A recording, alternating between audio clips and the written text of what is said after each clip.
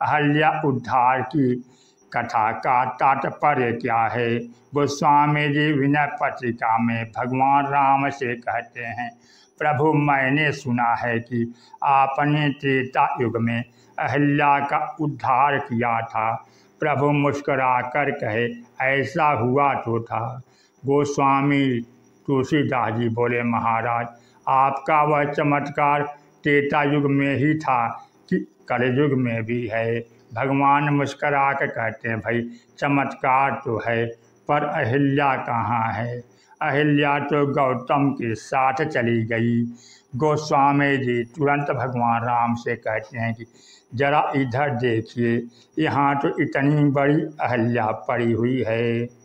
मैं देखना चाहता हूँ कि त्रेता युग में आप में कैसा चमत्कार था जो पाषाणी को चेतन बना दिया, निर्जीव को सजीव बना दिए।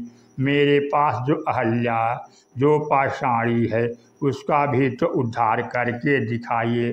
भगवान ने गोस्वामी जी से पूछा, अहल्या कहाँ है?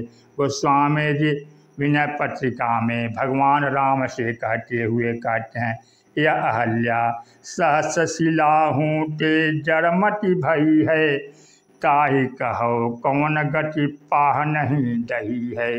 महाराज दूसरे के पास मैं इसलिए नहीं जा रहा हूँ क्योंकि अन्य किसी के विषय में तो सुना नहीं कि उसने पत्थर का उद्धार किया था। आपके बारे में सुना था और आपके पास भी एक बहुत बड़ा पत्थर पड़ा हुआ है, उसका भी उद्धार कीजिए।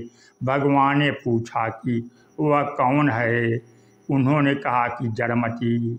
यह बुद्धि रूपी अहल्या ही जड़मति है। जब हम लोग किसी की निंदा करते हैं तो प्रायः कह देती हैं कि तुम्हारी बुद्धि पर तो पत्थर पड़ गए हैं। इसका तात्पर्य है कि व्यक्ति की बुद्धि में भी जड़ता आ गई है। बुद्धि में जड़ता आती कैसे है, यह कैसे समझें?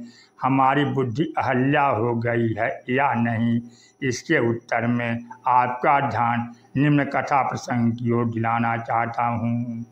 कथा आती है कि जब ब्रह्मा ने अहिल्या का सृजन किया तो सारे संसार के लोग उसके सौंदर्य को देखकर चकित रह गए। यह देखकर इंद्र को लगा कि इस दिव्य सौंदर्य दिव्य सुंदरी को ब्रह्मा मुझे ही देंगे, मेरा ही उससे विवाह होगा। लेकिन ब्रह्मा ने बड़ा अनोखा कार्य किया। इंद्र की आशा और कल्पना को उन्होंने पूरा नहीं किया। इंद्र तो रहता है स्वर्ग में भोगों में और महर्षि गौतम रहते हैं वन में तपस्या करते रहते हैं। इसलिए अंततः ब्रह्मांड अहल्या का विवाह गौतम से कर दिया।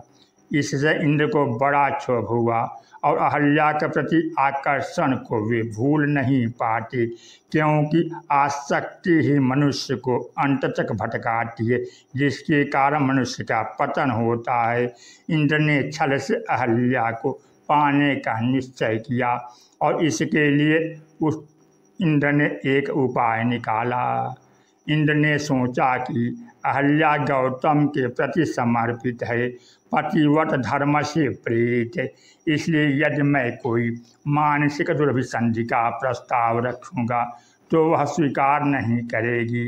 अतः मैं क्यों न जिसको वह चाहती है उसी का वेश बनाकर उसे छलूँ और अपना अभिष्ट पूरा करूं। इसलिए एक दिन महर्षि गौतम को रात्रि के 2-2:30 बजे ही यह भ्रम हो गया कि सवेरा हो गया है और उस भ्रांति से प्रेरित होकर वे स्नान करने के लिए चल दिए। तभी इंद्र गौतम का वेश धारण करके आए, जिससे अहल्या उन्हें पहचान नहीं पाती या भ्रांति में पड़ जाती है और अंततः वह पतित हो जाती है। इस प्रकार इंद्र का अभीष्ट पूरा हो जाता है। संयोगवश उसी समय गौतम लौट आते हैं और इंद्र को भयभीत होकर जाते हुए देखते हैं। सारा रहस्य गौतम जी को ज्ञात हो जाता है और क्रोध में आकर वे दोनों को शाप दे देते हैं। गौतम ने इंद्र को शाप दिया कि तुम्हारे शरीर में 1000 छिद्र हो जाएं, 1000 भग हो जाएं, और अहिल्या को शाप दिया कि तुम पत्थर हो जाओ। दोनों ने ऋषि के चरण पकड़ लिए। इंद्र ने स्वीकार किया कि मुझसे बहुत बड़ा अपराध हुआ है। वासना के कारण मैं इतना अंधा हो गया था कि मुझ में विवेक नहीं रह गया। अहल्या ने कहा कि मैं दृष्टि भ्रम के कारण पहचान नहीं पाई। तदुपरांत महर्षि गौतम ने दोनों के उद्धार का उपाय बताते हुए अहल्या से कहते हैं कि त्रेता युग में जब भगवान राम अवतार लेकर महर्षि विश्वामित्र के साथ यात्रा करेंगे तब तक तुम पत्थर बनी पड़ी रहोगी। श्री राम आकर जब अपने चरणों की धूल स्पर्श कराएंगे तो तुम चेतन हो जाओगी और मैं तुम्हें पुनः स्वीकार कर लूँगा। इंद्र से उन्होंने कहा कि तुम्हारे ये शस्त्र भी उस समय नेत्रों के रूप में बदल जाएंगे जब तुम वर के वेश में भगवान राम के दर्शन करोगे।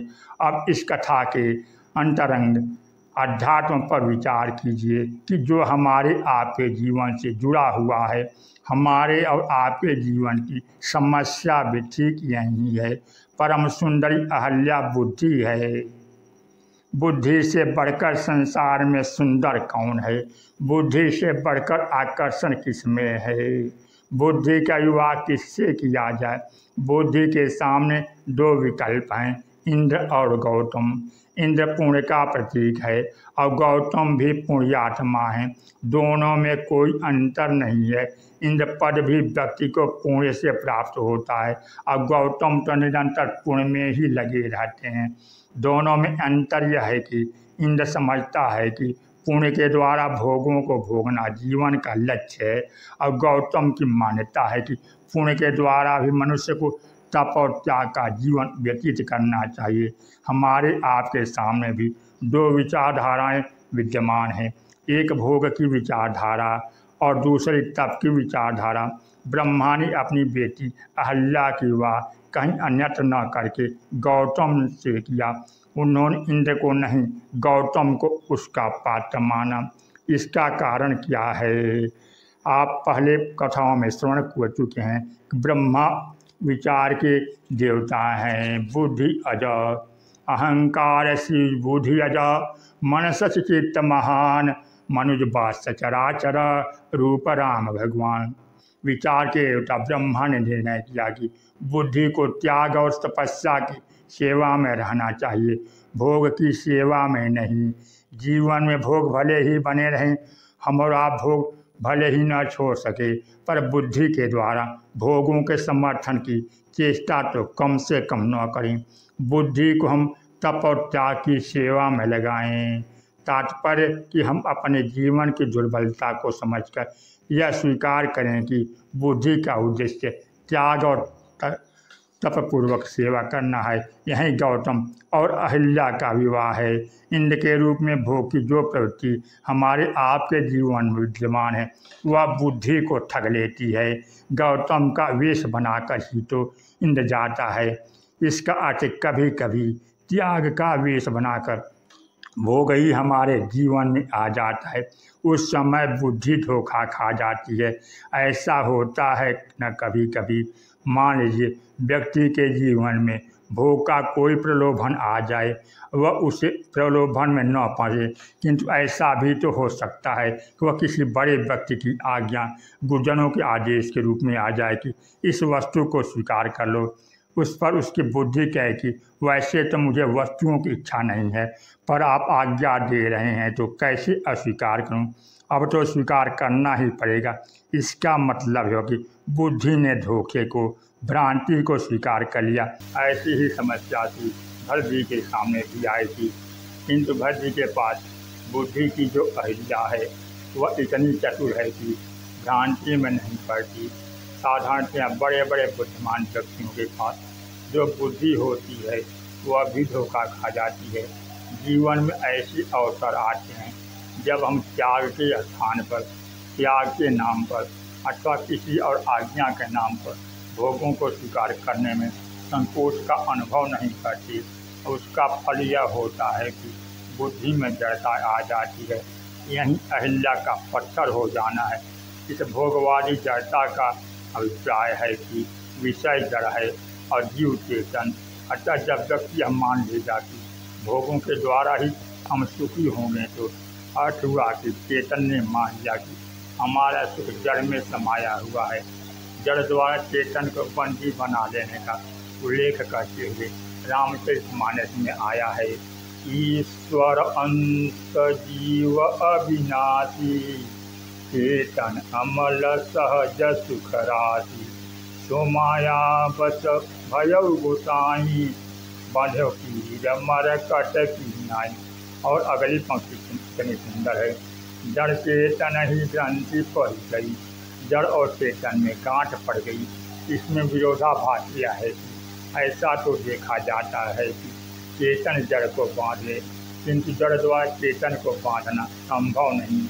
जड़ चेतन को स्वयं नहीं बांध सकता, बल्कि व्यक्ति स्वयं को जड़ से बंधा हुआ अनुभव कर सकता है।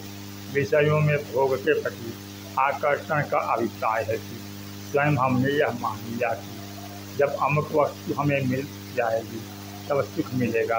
हमारे जीवन में भोग के प्रति जड़ के प्रति महत्व बुद्धि आ गई, इसलिए चेतन में भी जड़ता का उदय हो गया। यही अहल्या का पाषाणी हो जाना है। इस पर गौतम जी कहते हैं कि मैं इस बुद्धि को स्वीकार नहीं करूँगा। तो क्या बुद्धि को बिल्कुल समाप्त कर दिया जाए? नहीं, बल्कि बुद्धि की जड़ता मिटनी चाहिए। बुद्धि में जो भोगलिप्सा आ गई है उसका विनाश होना चाहिए। आखिर बुद्धि की भोगलिप्सा का विनाश कब होगा? इस संदर्भ में महर्षि गौतम ने बड़ी सुंदर बात कही थी। उन्होंने कहा कि भाई यह सामर्थ्य मुझ में नहीं है, यह सामर्थ्य तो एकमात्र श्री राम के चरणों में है। आप चाहे कितना भी चिंतन मनन कीजिए, कितना भी त्याग और सबका समर्थन कीजिए, अथवा बड़ी बड़ी ग्रंथों का अध्ययन प्राण कीजिए, किंतु जब तक भगवान के चरणों की भक्ति का उदय नहीं होगा तब तक मनुष्य के जीवन का यह आकर्षण और जड़ता किसी भी प्रकार दूर नहीं हो सकता।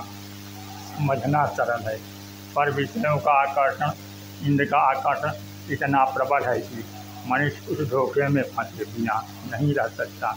अतः जब महर्षि विश्वामित्र श्री राम को लेकर अहिल्या के समीप पहुँचे तो प्रभु राम जी ने पूछा कि महाराज, तारका पर तो आपने बाण चलाने के लिए कहा था, पर अब क्या आज्ञा है? महर्षि ने उत्तर दिया कि इसको मारना नहीं है, तारका को मारना था। अहिल्या तो गौतम नारी श्राप बस, उपल देह धरिधी, चरल कमल रज चाहती, कृपा करहूँ रघुवीर। जब भगवान की चरण धूलि की स्पर्श की चेतन हो गई तो स्तुति करने लगी। स्तुति करते हुए अहिल्या ने बहुत सुंदर बात कही। अहिल्या को भगवान ने संकेत किया ही था कि उसी समय गौतम लेने आ गए। अभी अब बुद्धि चेतन हो गई। अहिल्या ने तुरंत भगवान राम से कहा कि महाराज, मैं यहाँ से एक वस्तु लेकर जाऊँगी। जा तो रही हूँ, किंतु मैं यह दावा कैसे कर सकती हूँ कि मुझे फिर धोखा नहीं होगा?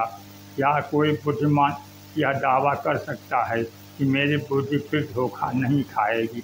बुद्धि को धोखा खाने का डर तो बना ही रहेगा। इसलिए जब हनुमान जी भगवान राम के चरणों पर गिरे तो वे उन्हें उठाने लगे, किंतु जब वे नहीं उठे तो प्रभु ने हंसकर जो देखा बोले, हनुमान यह तो बड़ी अनोखी बात है। लोग जब गिर जाते हैं तो वे चाहते हैं कि कोई उठाए और सहारा पाकर उठकर खड़े हो जाते हैं, किंतु तुम हो कि मैं उठा रहा हूँ और तुम उठना ही नहीं चाहते। हनुमान जी बोले, महाराज, मुझे यही तो डर है, क्योंकि लोग उठाने के बाद यह जरूर कह देते हैं कि आप देखकर नहीं चलते, ज़रा सावधानी से चला कीजिए।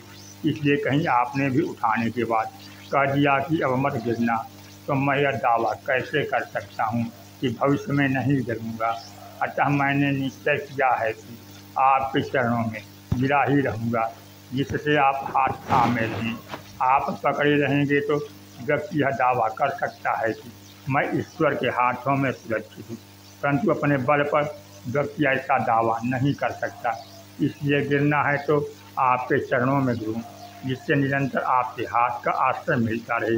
हनुमान जी ने आगे कहा कि महाराज, गिरना श्रेष्ठ है या उठना? आप उठाते ही पहला काम यह करेंगे कि अपना हाथ खींच लेंगे। गिरने पर आपकी पूजा का आश्रय मिलता है, अतः वह उठने की अपेक्षा श्रेष्ठ है। इसलिए मैं तो कामना करता हूँ कि आपका आश्रय प्राप्त रहे। इसी प्रकार अहिल्या भी भगवान से कह देती है कि महाराज आप एक दवा दे दीजिए। बिनती प्रभु मोरी मैं मति भोरी। एक बार मुझसे भूल हो चुकी है, मुझ में दोष है। बिनती प्रभु मोरी मैं मति भोरी, नाथन मांगऊँ बर आना। मैं केवल इतना चाहती हूँ, पद कमल पराग रस अनुराग, मम मन मधुप करे पाना। अहिल्या ने मन के लिए बड़े सुंदर शब्द का प्रयोग किया। मधुप, भंवरा। बुद्धि के द्वारा हम मन को विषयों की ओर जाने से रोकें, किंतु भंवरा अगर भूखा और प्यासा है तो वह रस लेने के लिए कहीं न कहीं जाएगा ही, परंतु यदि उसे कहीं ऐसा रस मिल जाए जिससे उसकी तृप्ति हो जाए तो अन्यत्र नहीं भटकेगा। इसी प्रकार अहिल्या ने कहा कि महाराज मेरा मन तो भंवरा है और मन का भंवरा अतृप्त रहा होगा, इसलिए वह इंद्र के आकर्षण में फंस गया। अतः जब तक मन के भंवरे को तृप्ति के लिए रस नहीं मिलेगा तब तक उसके भटकने की संभावना बनी ही रहेगी। उस मन मधुप को ऐसा रस कहाँ मिलेगा। वो स्वामी जी ने कहा, बिनती प्रभु मोरी मैं मति भोरी, नाथन मांगऊँ बर आना। पद कमल पराग रस अनुराग, मम मन मधुप करे पान। मैं तो महर्षि गौतम के साथ जा रही हूँ, लेकिन मेरे मन का भंवरा आपके चरण कमलों का रस पीता रहे।